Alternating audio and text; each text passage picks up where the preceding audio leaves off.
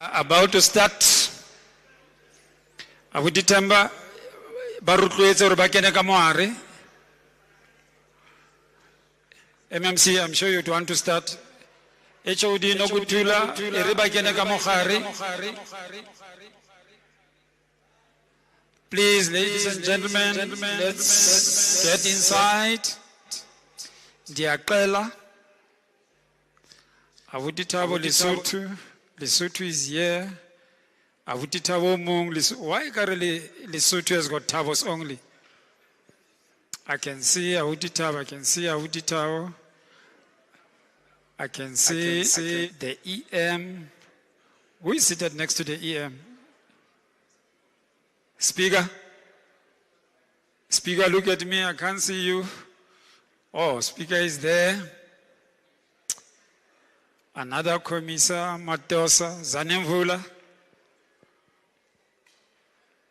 Executive Mayor, if you give Ndade Matosa an opportunity to present, he will erase our work.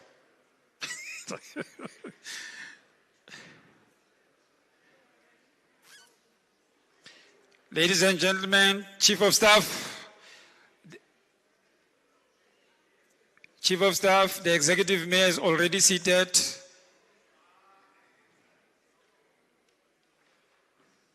May Piling, protocolist, assist me.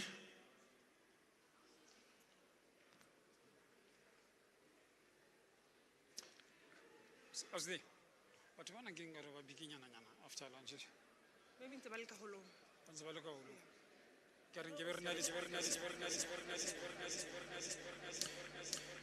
Oskele.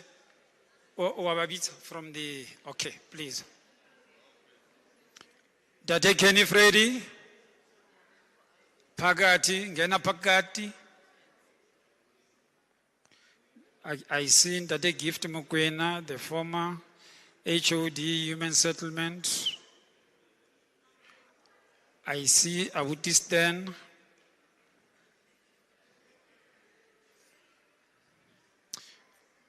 Awutistan, I account to the city manager and the executive mayor, not to the WhatsApp group. Thank you.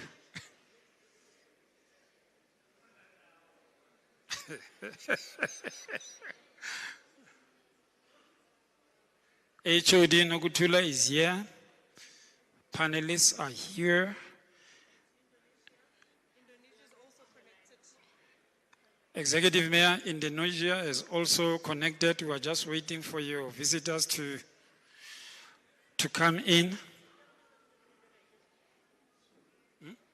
Yes, sir. Tado. The panelists cannot see here. Asiboni do up.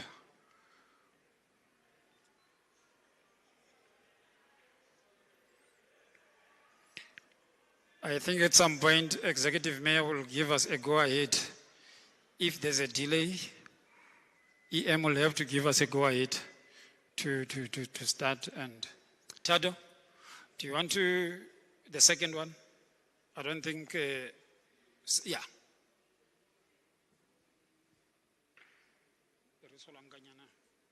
That second video.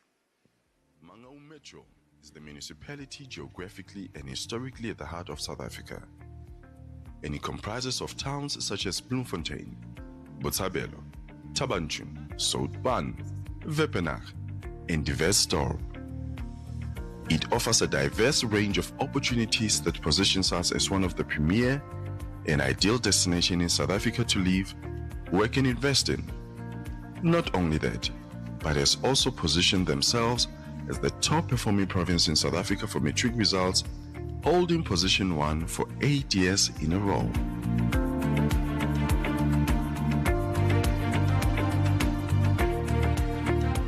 The city is the judicial capital of South Africa and the provincial capital of the Free State province.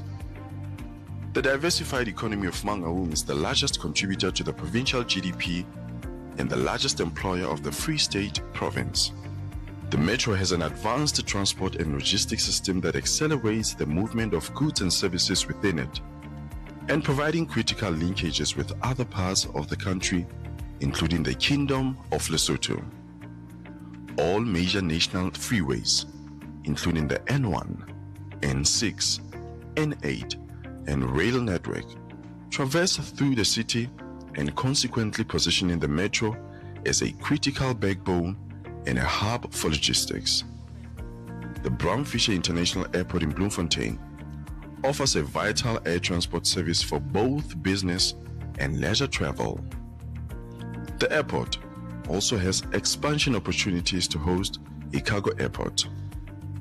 The metro is implementing an ambitious integrated public transport network known as Highway Let's Go across the city to increase public mobility and provide a safe, reliable, and integrated public transport system.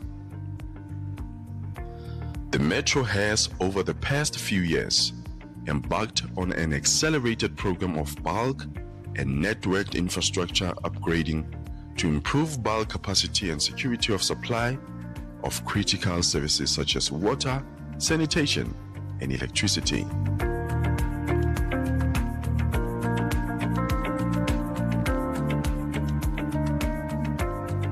Gasi offers opportunities for tourism, leisure, infrastructure, world-class hotels, and lodges. The metro is open for business and investments in Bloemfontein, Botshabelo, and Tabanchu industrial areas.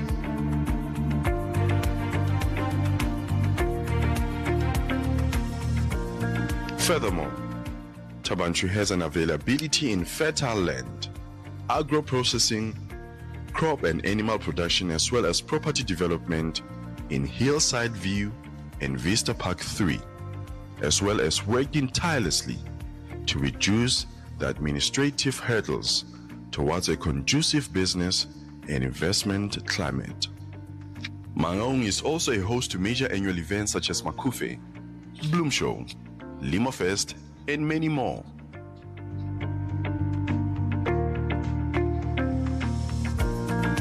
It also has a diverse ecotourism that includes the Free State Botanical Gardens, Sud Dore Nature Reserve, and the Neville Hill, which is the only game reserve situated in the middle of the city, and its rich indigenous plant life adds to the beauty and attractions of this space.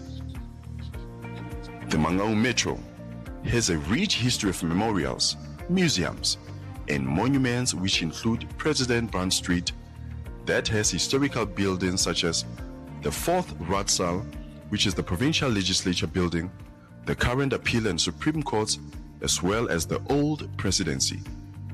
The Oliver Hayes Art Museum, Anglo-Boer War Museum, and Women and Children Memorials, Sesotho and Afrikaans Literature Museums, as well as the Mapikel House.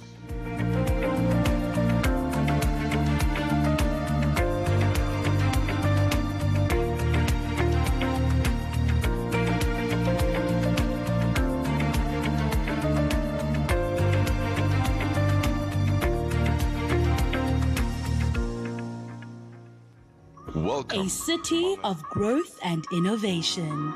Bloemfontein, the city of roses. Pereng Etzweo. Governed by the Mangaung Metropolitan. Thanks, Tato. I think the executive mayor would want us to start now. The HOD Indonesian have connected for signal. Brian, do the connection. Just before I give to MMC, all HODs, the leadership has taken official pictures. Executive Mayor has done so. Please, this side. Chief of Staff, I need your official pictures, all of you. Thanks. MMC. Thank you, Ntate Kondile. Welcome back from lunch, ladies and gentlemen. I know normally after lunch the mood changes, but I hope that the lunch that we just had has energized us. Let me start first by apologizing for the long queues that you had during lunch. We were expecting to have 6, 7 points, but due to circumstances beyond our control, we had 3, 7 points. But rest assured, tomorrow we will do better than today. We are on the part 3 of today's program. According to the program that you have, like I said earlier today, at this present juncture, we were supposed to be getting an item from the city manager, item for investment pledges, and then after there is panel 2, then panel 3. But due to circumstances beyond our control, we are going to change the program just a bit. We are going to start with panel 3 now. As per the program that we have under panel 3, we are going to discuss repositioning Mangaung Metropolitan Municipality as a central and prime destination for tourism. Our moderator will be the head of Department for Planning, Human Settlement and Economic Development, HOD Mechagane. The panelist will be Dr. Simelani Mkize from CUT, Councillor Itumeleng Rude, the chairperson for Salga Karu IGR Forum and Tourism Strategy. The third panelist will be Mr. Tu Diomo, Consulate General of Republic of Indonesia. He's going to join us online. I'm sure he has logged in. As a result, I'm going to hand over to our moderator. Meshakane, over to you, madam. Am I audible? Perfect. Good afternoon, everybody. Thank you for joining us for this part of the program. I do welcome all my panelists for this session. I think perhaps we'll start with Dr. Simelani. Of course, the theme for this panel is repositioning Mangaung Metro Municipality as a central and prime destination for tourism. So Dr. Sims, perhaps we can start with you and allow you to give us just your opening shots. What do you take of Mangaung and maybe perhaps local government in general, and how we can actually reposition this city to that central and prime destination for tourism? Thank you very much, Program Director. All protocols reserved.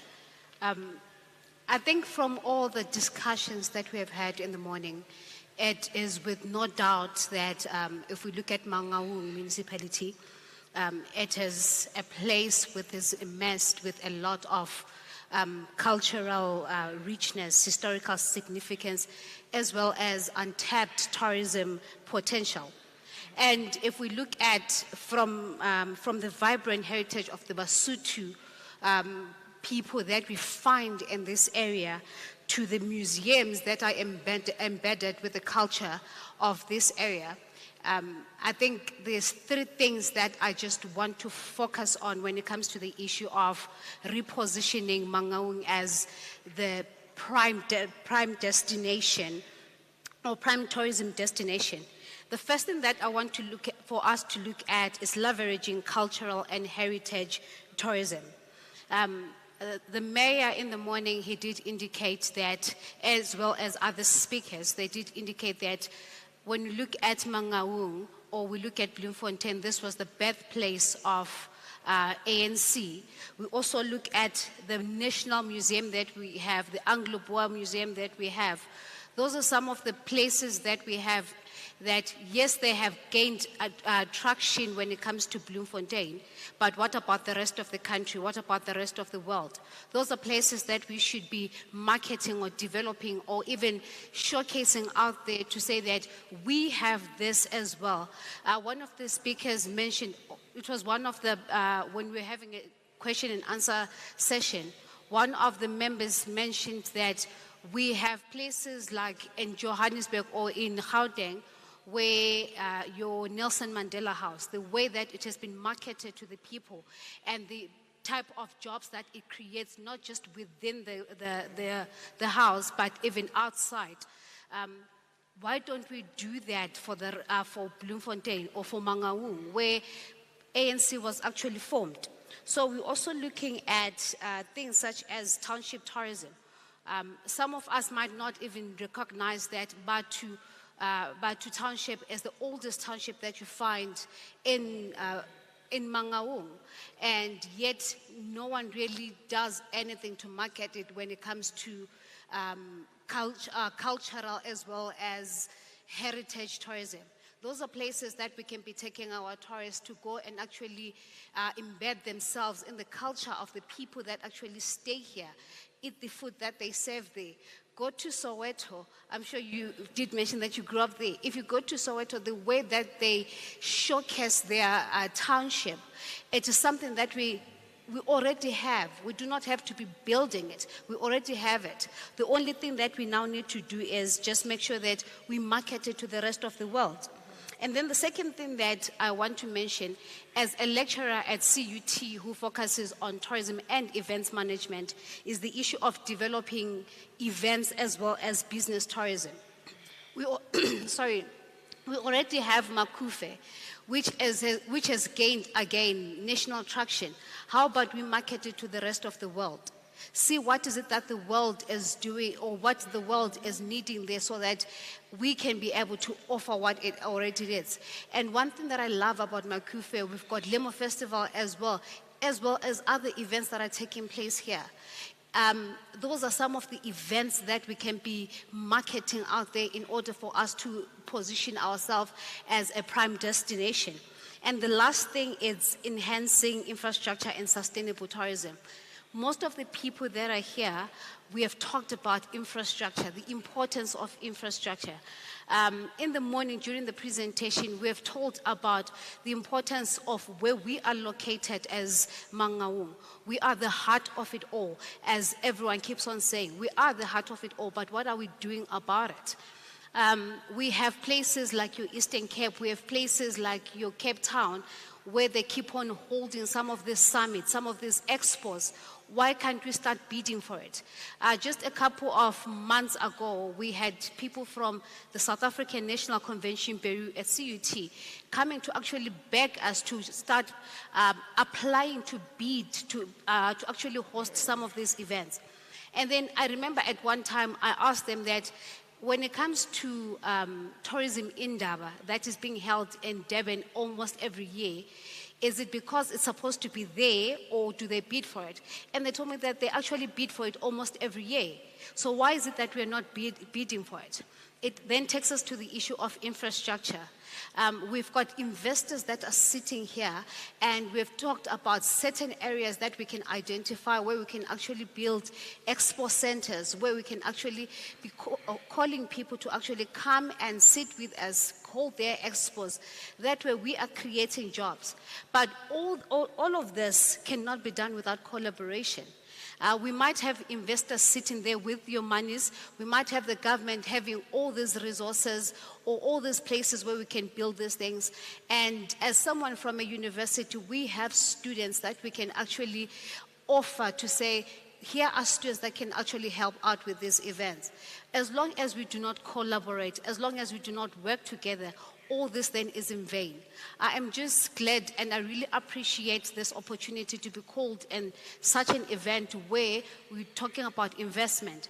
And investment is all about collaboration. It's not just about the people that have the money, it's not about the government, but it's also about the institutions of learning, where we can actually find those students, give them the skills. Without the skills, the investors will invest. But if the people that are going to be, they have to employ, do not have the skills, then it's pointless. So from the gathering today, I think one thing that I would love to leave with the investors, the government, and everyone else that is present here is, let's work together. From the government, from the investors, the people with money that are sitting here, I see you guys, and the students that we have at universities. It is important that you actually use those students because they do know a lot of things. Do not underestimate them. Thank you, Chair. Thank you very much, Dr. Mkhize. I think I'm going to invite now Councillor Ruth into the conversation. Of course, Dr. Mkhize is touching on collaborative works. And I think you come from a forum where we have the Karoo collaborative works that we are part of. And I would like to ask, from the tourism strategy that you have for the Karoo, for the Greater Karoo now, what would be, how would the strategy fit in with the broader economic development plan for a municipality? Thank you. I'm sure I'm audible. Yes. Yeah, I think I am. No, thank you, facilitator, and thank you for this opportunity that we are having, and greetings to all the colleagues that is here. I think it would also be important for me to also greet the executive mayor and speaker who's still with us, and of course my fellow panelists. It's important for me, facilitator, to start at the beginning, and the beginning would be as to why it is the Karoo Intergovernmental Relations Forum. Some years ago, 4 provinces decided that, listen, let's come together as a region to get to where we are today. But it started also about last year, whilst we were still with the Small Town Regeneration Conference, that this region was established or gazetted as a region on its own. And we had to sit down and ask ourselves what it is that we would want to see in the future that is happening. Specifically to your question, how does what we are doing here or what you are doing here fits into the broader Karoo? It fits in because at the very same conference last year in Kredok, we agreed on a catalytic summit conference for the entire Karoo, whereby we don't have to, as Dr. Similani was alluding to earlier, in terms of contesting or competing for different projects of our different municipalities, but rather get them under one roof. What we've also done recently was to ensure that we have a draft tourism strategy for the entire Karoo, so that we can say to ourselves what it is that you would want to see the Karoo ending on. Some of us are describing it in our draft strategy that we want to build on the borders of Bordeaux in France. We want to ensure that we see this development in this area, not only based upon mining, agriculture, but all the other beauties that Dr. Simlani was also talking to, and advertising those things that makes the Karoo so unique. One was so impressed to hear in terms of what the municipality is already envisioning in terms of even an ICC for this area, and what is the other developmental projects that you would want to see happening. And all what you need, all what you want now is for the money and for the investment to come in. And that is why the forum, and that is why the forum is in such a good way to position itself that let's assist, let us help, and make Bloemfontein the city. I see it's the place of cheetahs, Mangaung. It means, I'm sure the cheetahs won't eat us, but it's basically just a way of saying that we want to go after every opportunity that is in there. So that is in the main, in relation to where this will fit into. Thank you.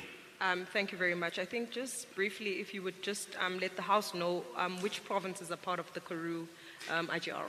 Yes, and I said thank you for reminding me. It's the Northern Cape, it's the Free State, it's Western Cape, and it's Eastern Cape, and that consists of about 36 municipalities and 1 metro, which is Mangaung. Okay, so that tells us that this is like a regional block for at least economic prosperity that we're looking into. Consul General, I'm going to invite you now. I do believe that you have a presentation for us. I think after your presentation, at least assist us in at least enlightening the House on how do we ensure the long-term sustainability of the tourism sector. You know, given the changing market trends that are faced. I believe in Indonesia you guys are doing great things. If you can just perhaps share your presentation, and then we'll then have a further discussion on it.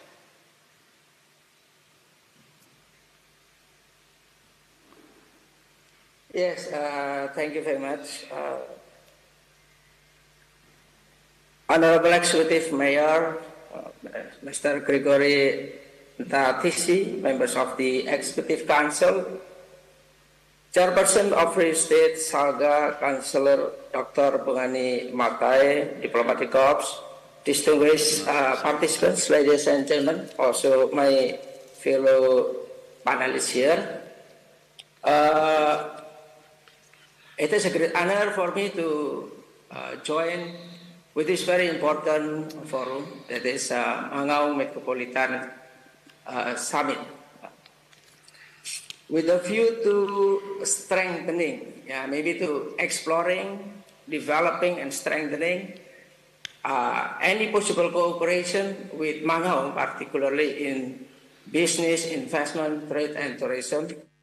Allow me to make a presentation on doing business in Indonesia.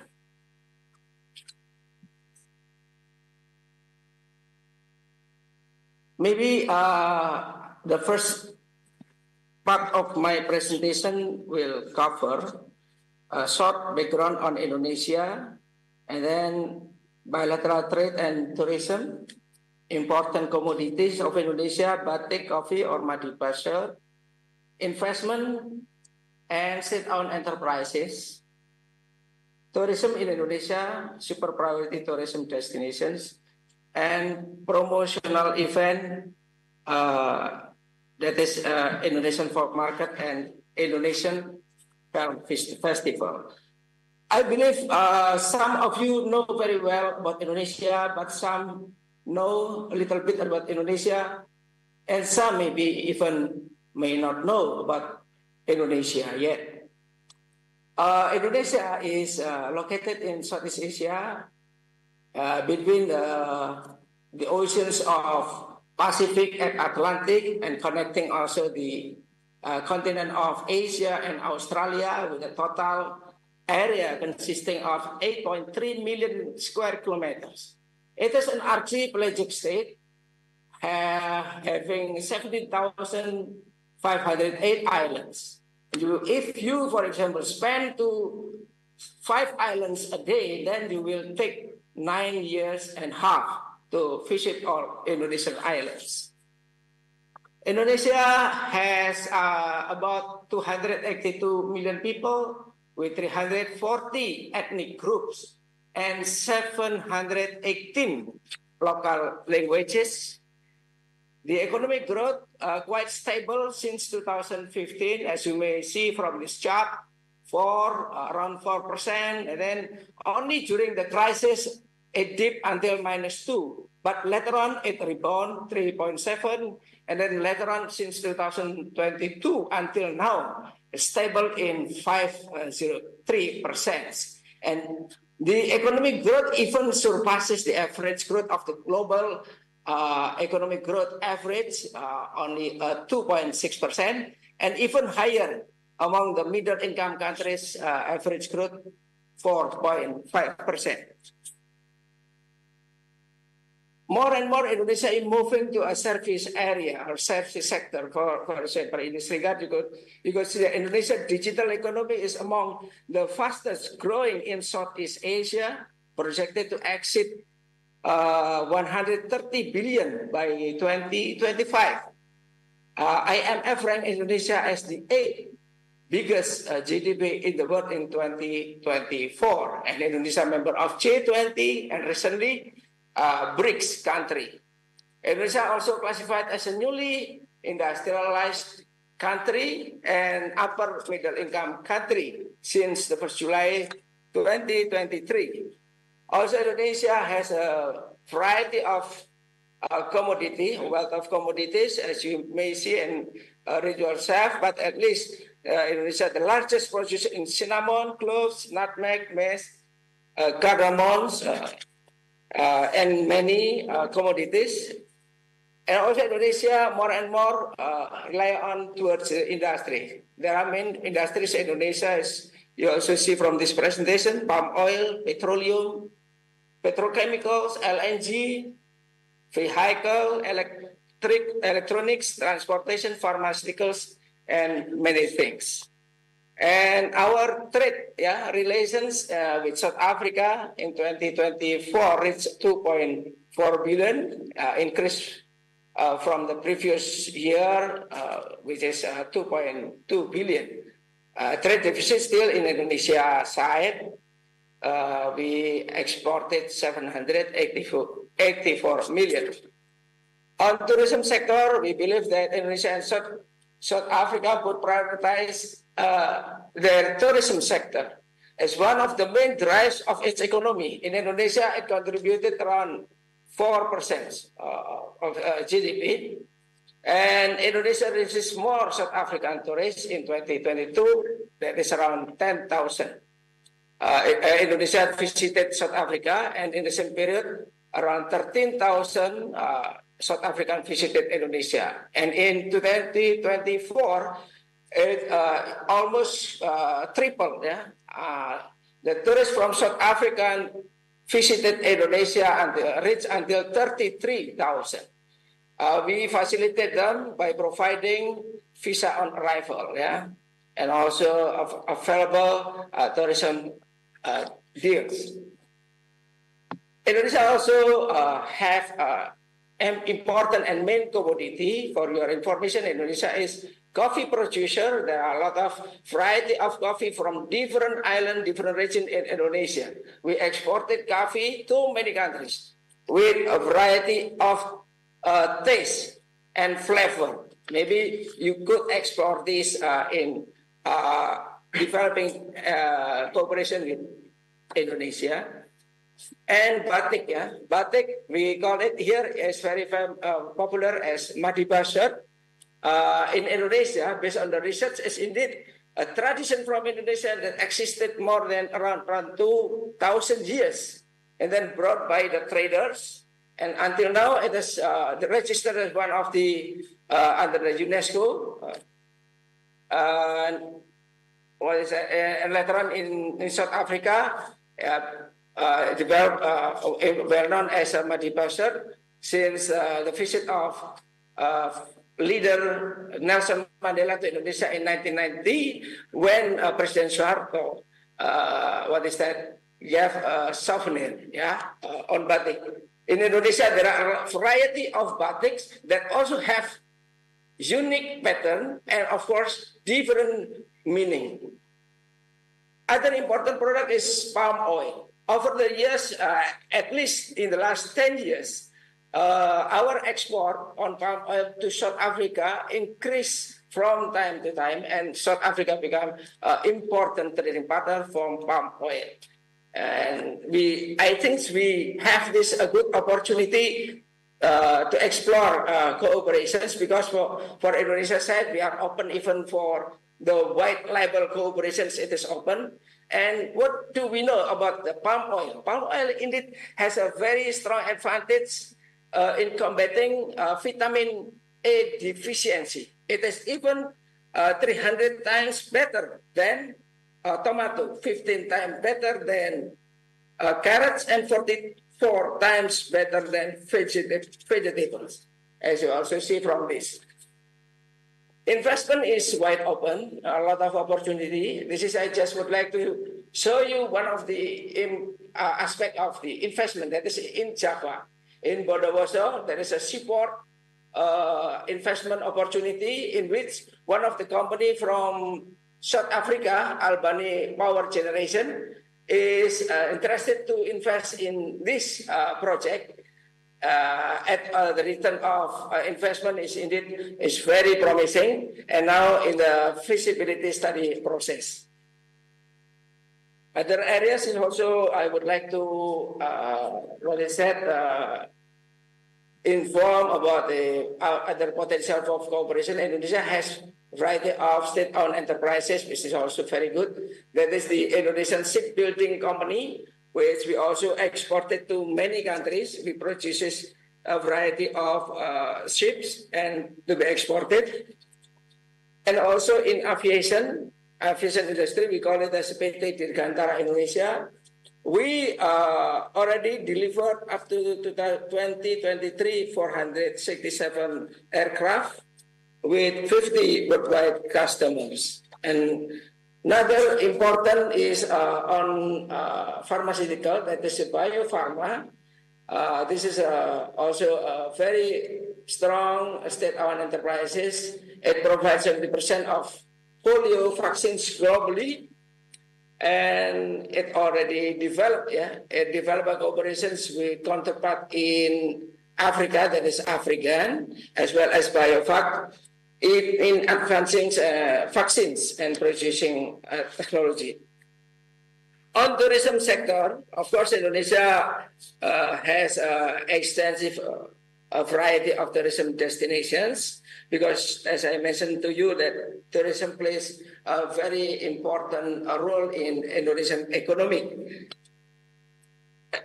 For this, the government sets the goal in 2026 until 2029 to make Indonesia as a world-class tourism destination. And how about the figure? The figure about the domestic tourist visit is targeted to reach 1.5 billion with a consistent annual growth of 8.5%. And tourism sector is expected to absorb 29 million workforces. So it is very important. Also, international tourist arrivals is projected to reach 20 million with a steady growth rate of 4.1% after 2025. The revenue that we estimated is around $64 million. And the estimated spending by domestic tourists is 2.6 million, maybe 150 US dollar per visit, and international tourists is around 1,600 US dollar per visit. The government set a top priority, we call it as a 5 super priority tourism destinations in which government focus on developing and strengthening these tourism destinations, including the infrastructure and etc. And what are those? What are they? The first is Borobudur Temple. I believe that you know about this. This is the largest Buddhist monument to visit and located in Central Java. It is indeed was once registered as one of the 7 wonders in the world, under UNESCO. And then we also have Lake Toba in the super priority. This is extraordinary natural wonder of the world, the largest lake in Southeast Asia, and even one of the deepest lake in the world. It is located in North Sumatra. And the other one is Mandalika. Mandalika, West Nusa Tenggara, is also a tourist destination that developed by the government. Currently, even the government developed a kind of MotoGP circuit that attracting so many foreigners, so many tourists to come, and as well as it was casted worldwide by so many media news.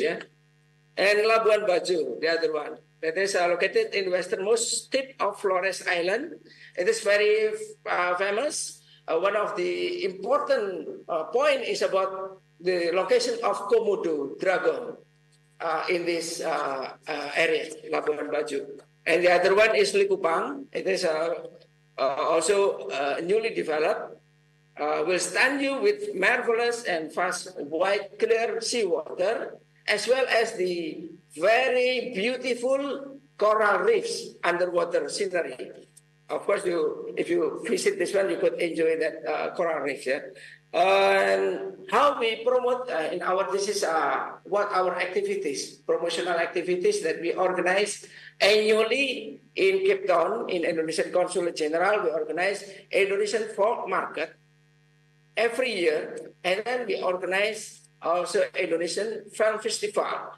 We also showcase cultural performance, fashion show, and film screens. A variety of products is displayed and marketed, among other batik, palm oil, health products, culinary. Many vendors, businessmen from Indonesia participated in this event, including from Batik Chic, a famous batik brand batik from Indonesia.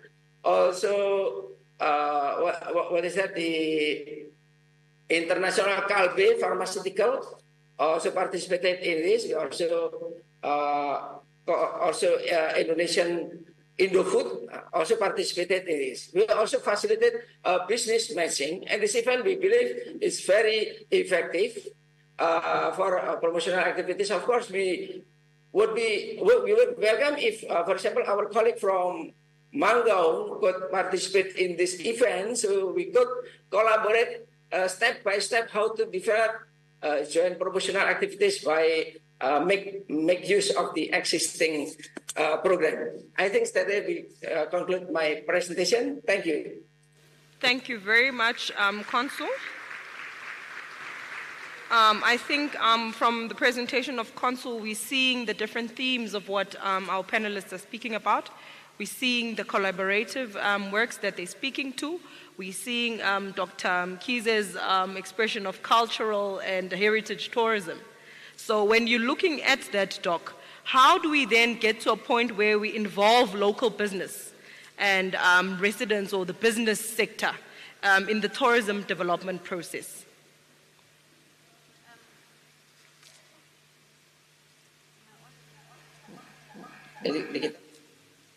Just check if your mic is on, perhaps.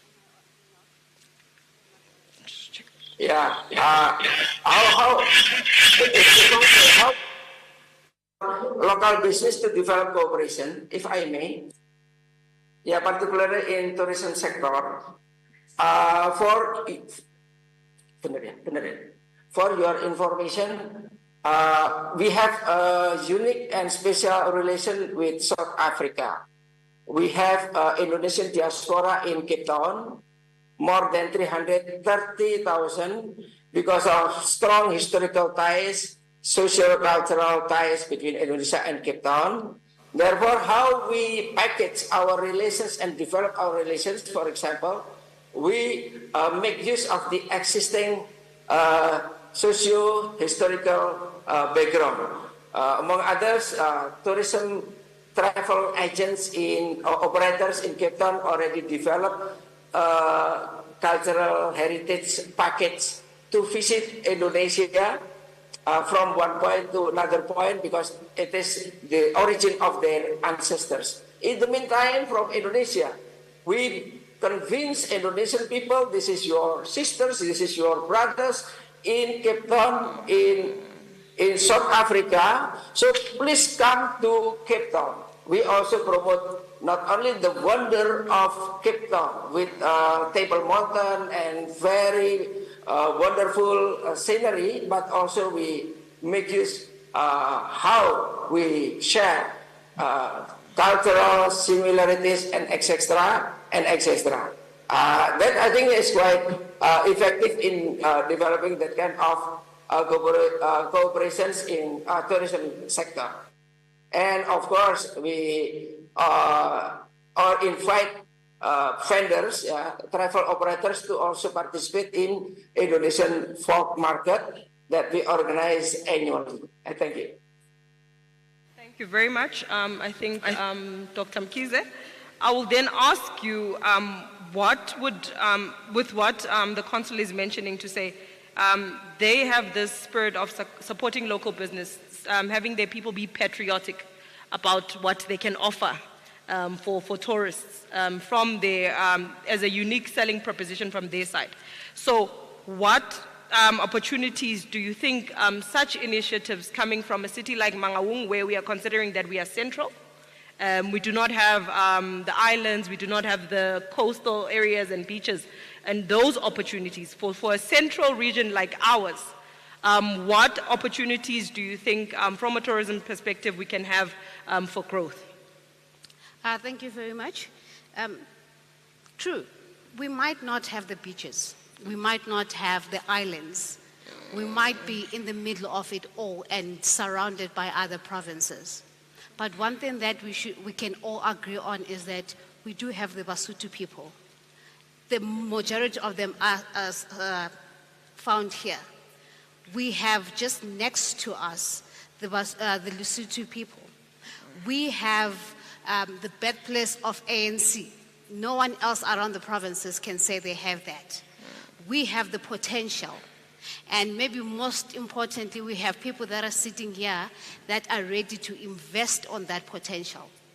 So at the end of the day, Mangaung should not be seen as a place where people coming from Gauteng can stop over just for petrol or diesel and then carry on to Eastern Cape or Western Cape.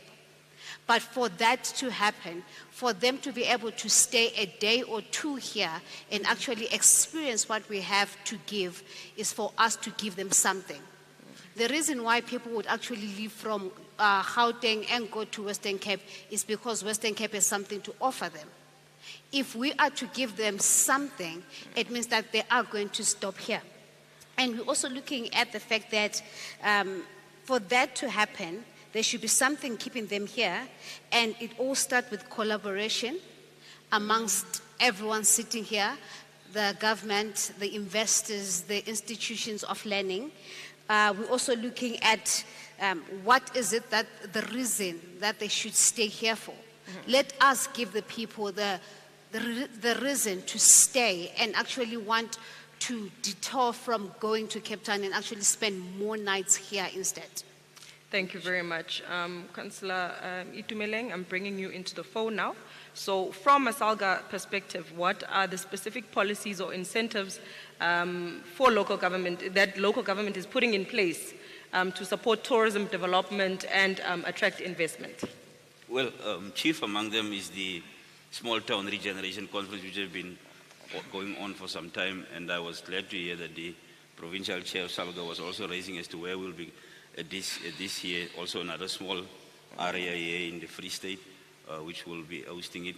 And as we were saying, the incentivization of all of what is happening is more about the area itself, putting itself out there with programs like this, and some of us being here to also support, and of course ensuring that the people know, or the outside tourist knows about the uniqueness of this area and of Bloemfontein itself and what it is offering. That is why we are here, so that we can ensure that those things are happening. But from the main incentivization is that advertising the town, advertising what is being done there, and people enjoying it. Not all of us want to go to the beach, because some of us, we can't swim, but however, we would want to walk around these historical places that has been spoken about earlier on, and we want to learn about the area where you are visiting and ensuring that you enjoy the area that is there.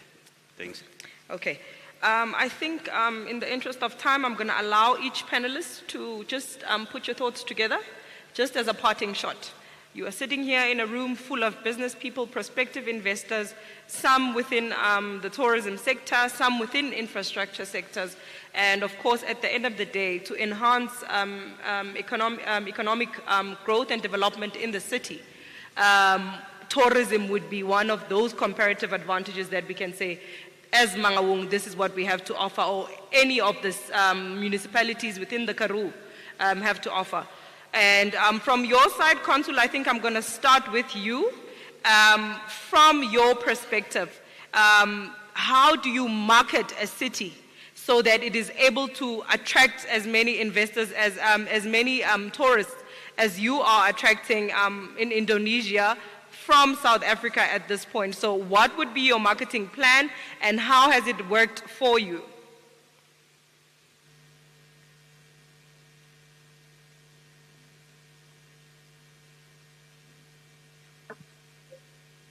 Yeah, thank you very much. Indeed, for Indonesia, we have a number of, attractive tourism destinations, and the government also have a very strong program to promote tourism. This is one of the basic of them.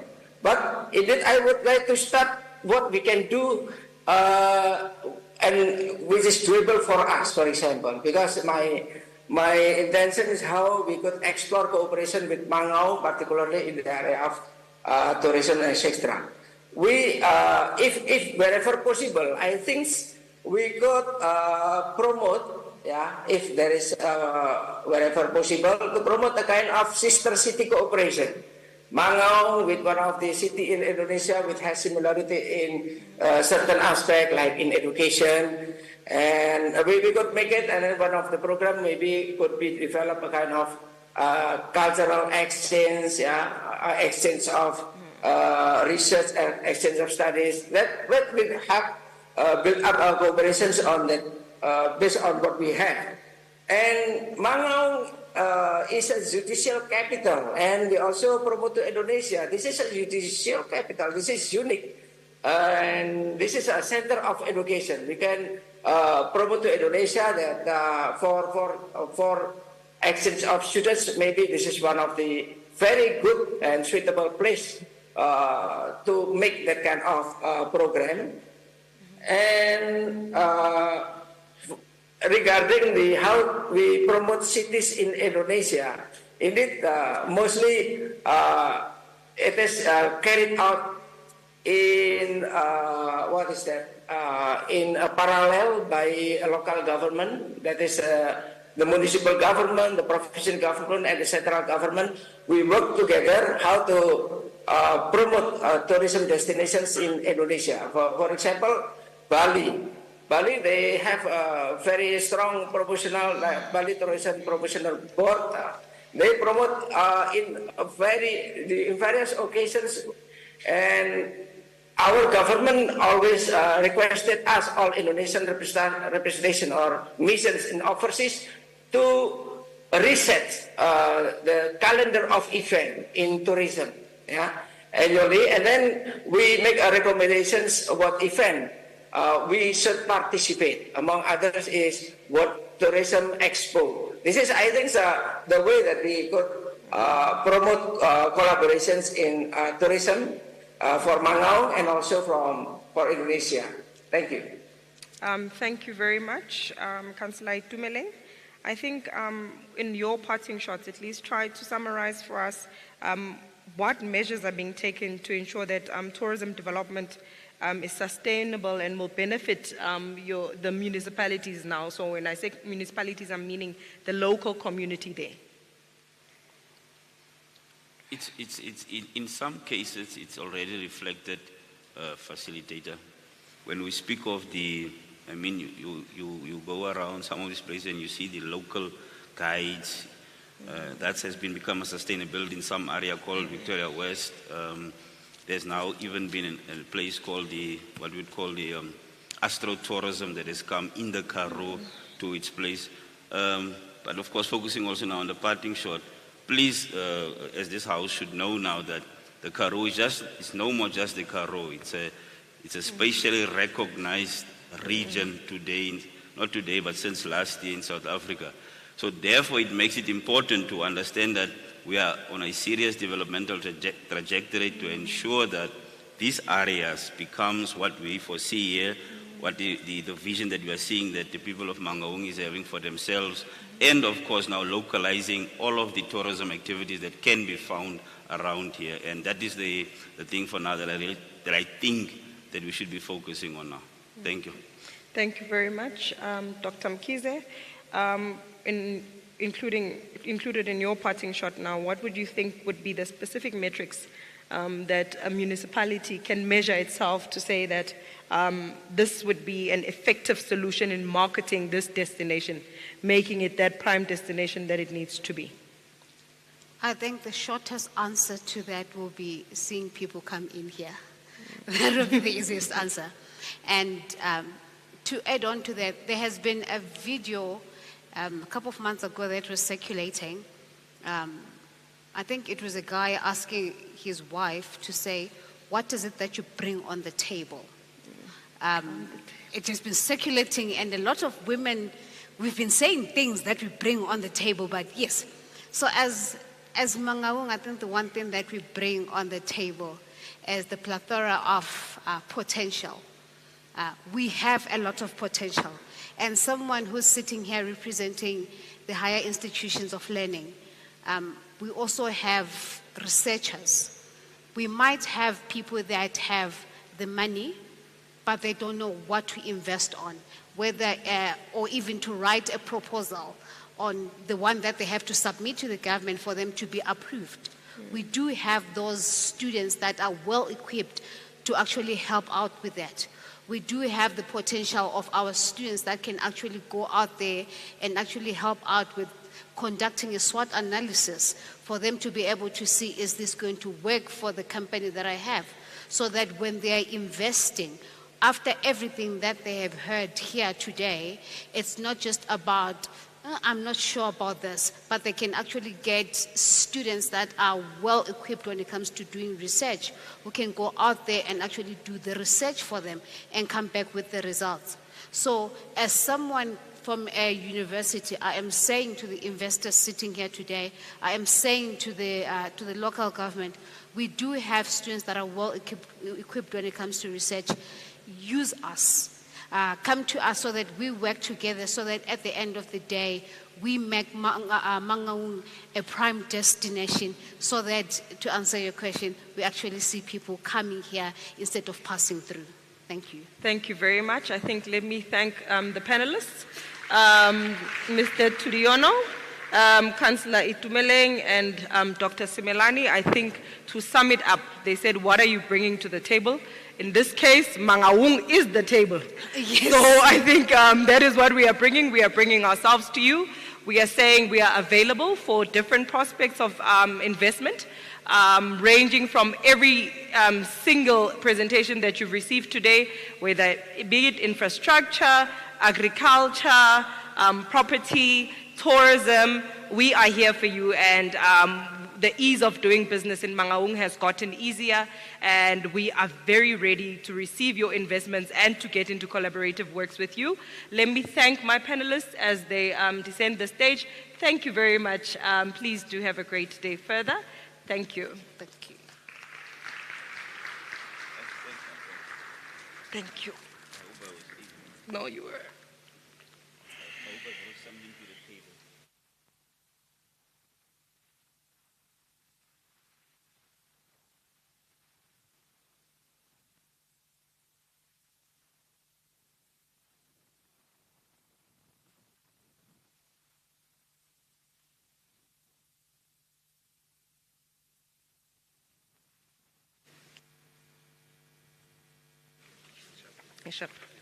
Okay, thank you very much. Oh, it seems like you are still stuck with me again. Hi, hello, I come back. I hope everyone is still awake. I'm going to call the second panel, which was supposed to be panel 2. I'm going to call the different panelists to the stage. Please do join me. I have Mr. Valentine Rantwareng. He's the CEO of Ruacon. Please make your way up. Then I'm also going to have Dr. Nolwazi Kumbisi, who's the HOD for Built Environment Department at CUT. I have Mr. Thomas Stewart. He's a senior lecturer at the Department of Urban and Regional Planning at the UFS. And then I also have Mr. Johan Snyman, who's the regional president for the SA Institute of Architects, which covers both the Free State and the Northern Cape region.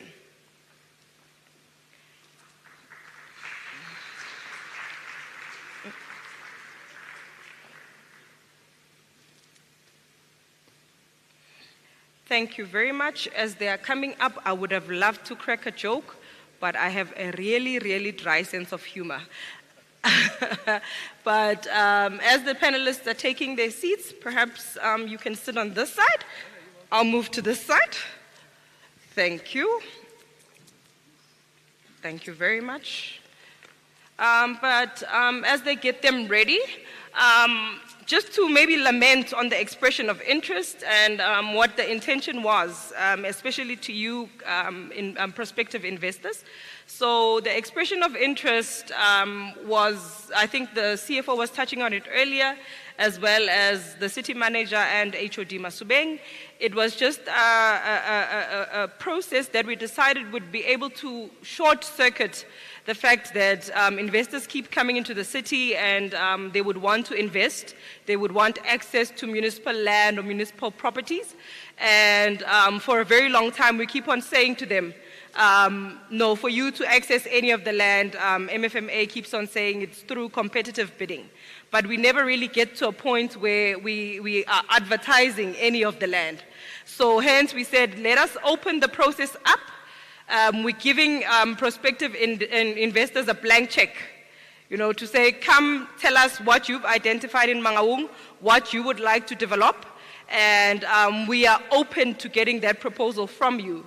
So I would still like to encourage those that have not submitted their expressions yet, if you would like to express your interest to say, I'm seeing, for example, there's a South Campus, the UFS South Campus, there's no student accommodation that side.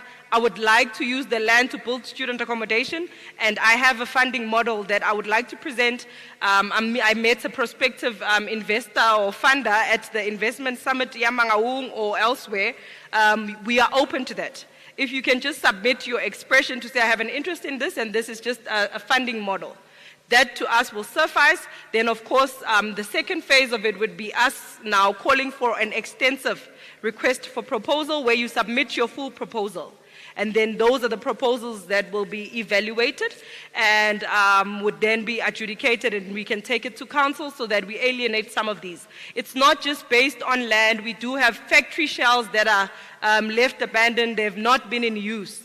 And if we are speaking about creating industries, manufacturing is something that we need to at least use as a premise for us to develop Mangaung, because we can talk about all these housing typologies that we want to bring, but if we don't bring the industry, then those people will not be able to afford all these housing typologies. I think my panelists are now ready. Thank you very much for joining us today.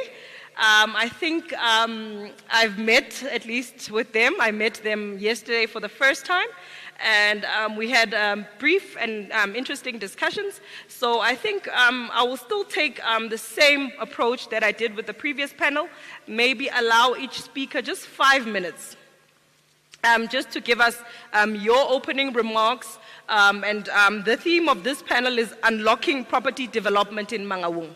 And I think the CFO was mentioning earlier to say it's been a while since we've seen cranes in Mangaung, since we've seen buildings that are going up. So that is what I would want us to start our panel on. So Dr. Nolwazi, maybe I'll allow you to give your opening remarks based on unlocking development in Mangaung. Thank you.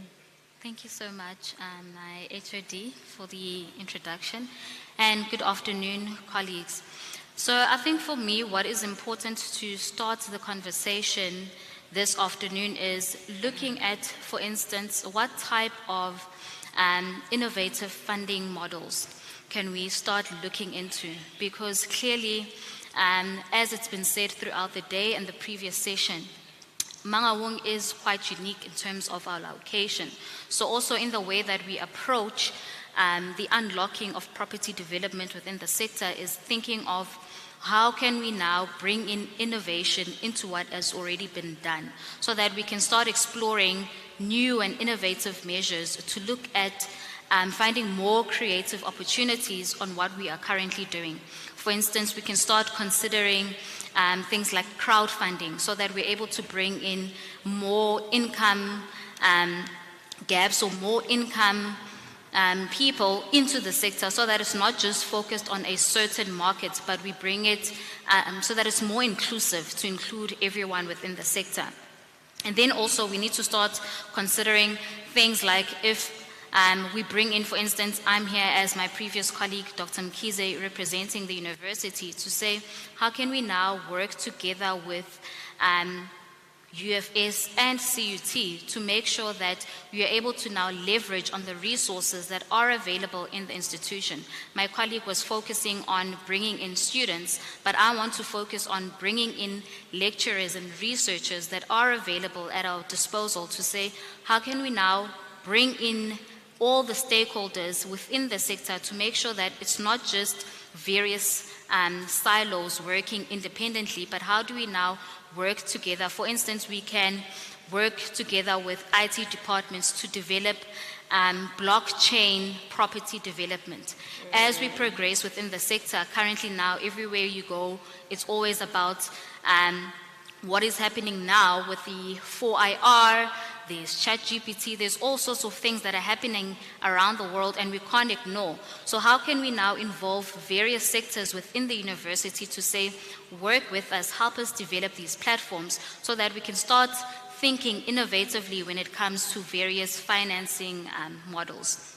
And then again, I think my second point to just start the conversation is to refer to revisiting our plans when it comes to urban revitalization of our city centers. I think for us, specifically the CUT, we are really struggling when it comes to student accommodation. So if we can find new, again, financing models to us to revitalize the current city center buildings that have been dilapidated, so that we can now start using those to ensure that we're able to improve the number of student accommodation that we have within Bloemfontein specifically. So I think what is important here is for us to be able to see how can we now bring in higher education institutions together with our government to make sure that we're able to now solidify those relationships, focusing on the resources that are available within the institutions. In most cases, you find that we have a lot of lecturers pursuing their master's degree, doctoral degrees, and then their research stays gathering dust and it's not being used. However, if we can find ways for us to work together to say even our students and staff members that are developing themselves, they're able to now tap into these spaces to say, make sure that the research that you are doing is relevant, it's current, and it's actually pertaining to the challenges that are faced by our municipalities. So I think for now, I'll leave that as my opening statements. Thank you very much, Doc. Mr. Valentine, I'm going to bring you in now. You are a CEO of Ruacon, you are a developer. And I think the good doctor here was mentioning academic nodes, of which I feel, and in Mangaung specifically, it's actually one of the economic spin-offs we have, because if you were to come here in December, you would see that with most of the students gone, it somehow seems like a ghost town, especially on the side where it's closer to the CBD and all of that. Perhaps you can come in just touching on some of the practical things that we can do to unlock development. Thank you very much, and we appreciate the opportunity to be part of this August summit. What's important, and I'm going to touch on what Nolowazi, the panelist, has said, that as a contractor and as a property developer and as a property investor, the municipality plays a critical role in making the success or the failure of any project. Therefore, for you as an investor, a developer, a contractor, the time it takes to get the necessary approvals from the municipality, from the province, is critical for that particular project to whether be successful or not successful. I'll take the typical example that Nalwazi has just mentioned now. On student accommodation, you have strictly a window of 9 months to identify a property, acquire the property, get it approved, get it repurposed. By the time, in 9 months, it must be ready for the student to come in the next year. If you miss that window, you've missed an opportunity of 12 months. Therefore, that project is no more viable, because it's going to stand empty for the next academic year. So it is critical for, if you want to unlock, that the system must be holistic. You should not go to municipality and then have to go to 5, 6 departments just to get one approval. So that's the point number one, which is very important. Number two is, as an investor, you need a conducive environment for investment to mature or to prosper. For instance, the conducive environment is the place must be secured. Therefore, all the security apparatus of the municipality, of the province, of national, must coexist and work together to make sure that the environment where the entrepreneur and business people want to invest in is secured so that their investment can be protected. Therefore, the metro working in a silo, the SF working in a silo, and private security working in a silo, they do not add value. But if they are all in a cluster of resolving the problems of security of the metro as a whole, it then encourages people to invest in that environment. The other issue, Nolwazi, and I'm very glad that you touched on it, technology. We cannot understand as developers and entrepreneurs and contractors that the municipality is still paper-based. If people who have tried to go and get the plans approved at the municipality, you can see the queues. You have to bring in your hard copies, and I think it is time that the municipality invest in technology where it can expedite the administrative purpose of getting the project on the ground. Thank you. Just to get the project on the ground, it is critically important for any entrepreneur, any business person, the only trade that we have, the only value that we have is time. Because all we do, we convert time into money. So if you waste time, you're killing the project. Therefore, if you want to unlock the process, administrative process behind it must also be enhanced. The other thing that, Nolwazi, I will keep on going to the points that you raised, the funding. We have to look at total different funding model. Currently, the model that we are all using is you identify a piece of land, you have to go to the funders, and it's long processes that takes 5 to 6 years. By the time that project matures, the opportunity has passed.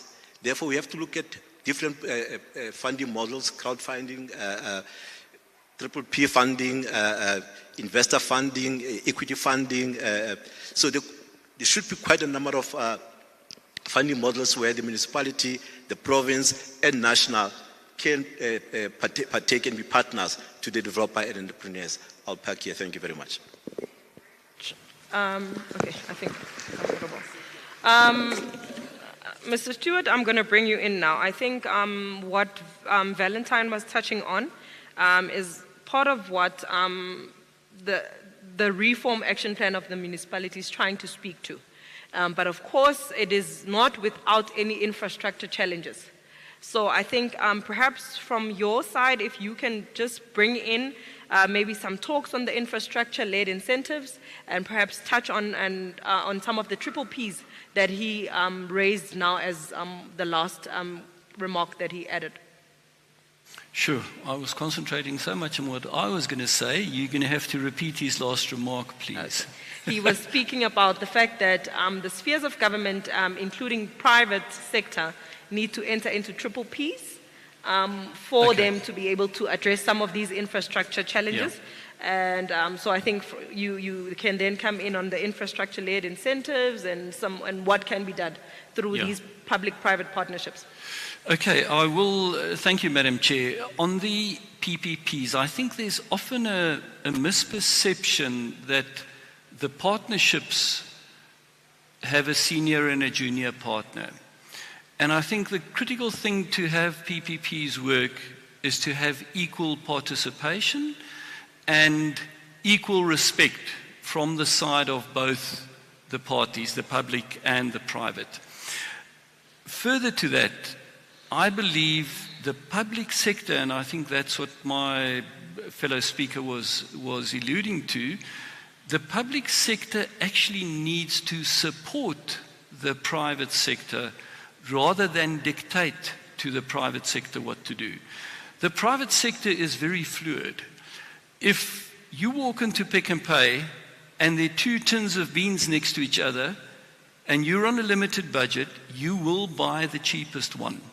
Equally so, a developer, a contractor, if there's a better opportunity in Joburg or a better opportunity in Welkom or in Maseru, that will be where the money goes. So to be competitive, we have to understand what happens in the bigger environment around us and what is our competition. Having said that, I want to revert to what I'd really like to share. And that is that if we are talking about unlocking property development, we are assuming that it's locked. And I tend to disagree with that to a large extent. I think our big developments might have come to an halt. I think big grandiose projects are not seen. There are not many of them in South Africa at this stage. And I will go upstream from that in a minute. However, we must not ignore and need to acknowledge the large numbers of small and medium-sized developments. Whether I'm building a garden flat to rent it out to someone, or whether someone in Batu is building a garden flat and renting it out to someone, or whether someone in Mpumalanga is building a house, we are all involved in property development, formally or informally, legally or illegally. And I want us to really, and I want to plead to the Metro, to focus on what we have as an opportunity. And what we have as an opportunity is a large number of people engaged in property development in some or other way. Further to that, when we look at grand projects on the other side of the spectrum, we ask the question, where's the money going to come from? I hear the discussions here, just please pledge. We've got money that I believe we need to, if we need to unlock the money we have in the housing budget that comes from central government, and this is really a national issue rather than just a metro issue. There we have money. On the other hand, we have the opportunity. But it's not getting together. We need to get to a point where the housing subsidy, in amongst others, is used to support and help the owner-builder, the individual in an informal settlement, to do something for themselves and to make use of that. Not only do you create jobs, you start developing skills. Yes, there's a whole science behind that, which we don't have time to go into. We have old research from similar type of projects where the co-investment from the individual who was given the opportunity via the subsidy amounted to between 50 and 60% of the value of the subsidy. So there we have an informal person investing from savings, from friends, from selling a cow, selling chickens, whatever is done to generate extra income. And that is a starting point to start regenerating a bigger economy. If we're talking about demand, just the last comment there, if we're talking about demand, it implies employment. Without employment, we can build as many houses as we like. We can supply it to the market. If there are no buyers, and buyers are people who have income, we are going to not see development. Thank you. I'll stop there for the time being. Thank you, Stuart. I think taking from what Stuart was raising, Johan, he's speaking about your small and medium developers. And he's speaking about the garden flat prospect, which is, to us, is the backyard housing. You know, like when you have a house and then you have back rooms that you are renting out in the township. That is the garden flat phenomena that he's speaking to. So taking from that, you mix it together. I know you have this, it's no longer triple P now, like my 3 different speakers have been speaking. And we add that C, we're speaking about the triple P plus the community, which would make part of that small to micro medium sector that we need to include in this. So taking from that, let us know what would be your approach in addressing this, as well as looking at the strategic partners around unlocking property development. Thank you very much, Madam Chair. Good afternoon, everyone. Yes, as an architect, you normally dream. You're really in the cloud all the time, and you have to try to define some special place for whoever wish is to come true. We have, through the last year, really focused on additional dwelling units. We focused on teamwork and putting people together. Within the municipality, it's very important to understand the 3 Ps. First, and then we add the C. Now, the first P is really government enabling development to happen. The land use schemes, to talk to the land use to make it possible to have multiple units on a single residential site. The understanding of that is very important. What happens in that space is it's a 20 billion rand business nationally. It's huge. So it's income generating.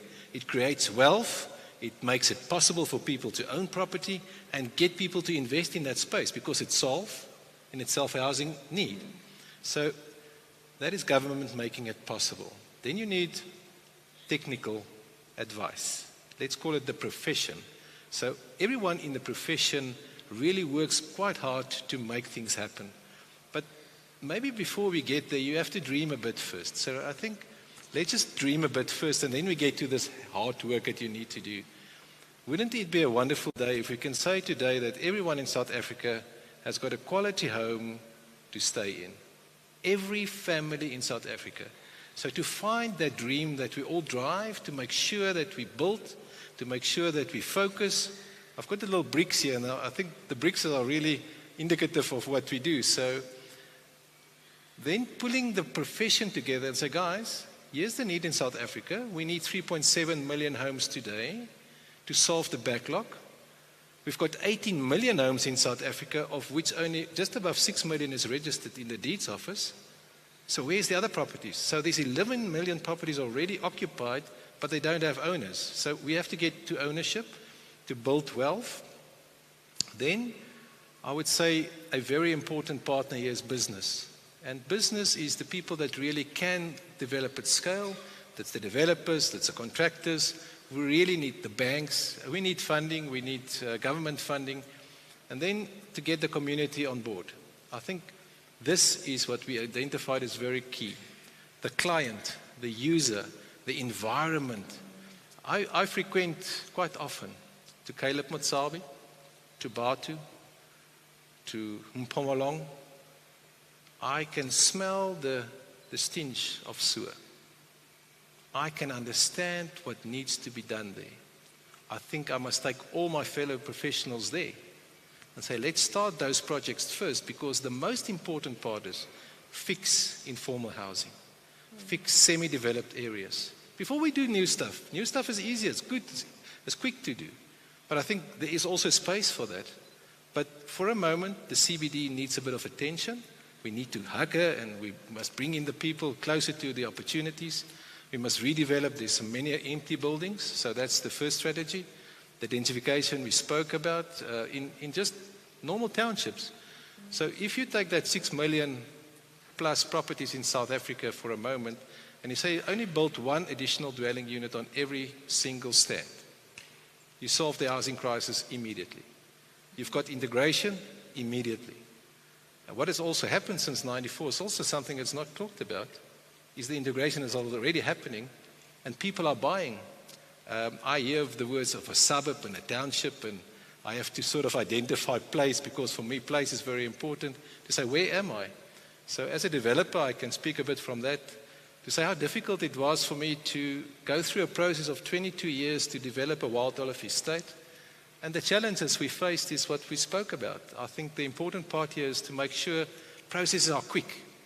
If we identify the community or the client, which is in Caleb Motsabi, and I'd love to start in Caleb or Mpumalanga or wherever you want us to start, in Kailicha, let's sit down with the community and ask them. I've been in Botshabelo, and I've spoken to the guys in Botshabelo and said, what is it that you want? There's 17 informal settlements here, but informal it is so undignifying. It is so unneeded. You've got a great profession, you've got great developers to develop at scale, and to get that community involved from day one is to say, what is it that we need here? We need homes, we need schools, we need clinics, we need a place for our kids to play in. It must be safe, it must be clean. So I think that is the excitement within the property space. So to make Mangaung the place for that, absolutely.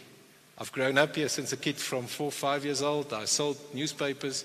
I was 5 years old. I was running in the streets, going and selling newspapers. And I mean, I love this place. I really, really do love this place. My heart is here. And I've looked at the city hall, and the architect has really taken this whole. You remember what happened? It burned down completely. Anton Root, you might not be in the audience here, but he and his team did a splendid job. Just look where we sit. Look at the floors. It's got springs under the floors. You don't even know that. So it's so full of history, and there's new relief work. So I think what is possible when we pull together one team, 4 players, into the room, get around the table, decide what we need to do, get that resources out, and start doing it. Looking forward to great development in Mangaung. Absolutely the place.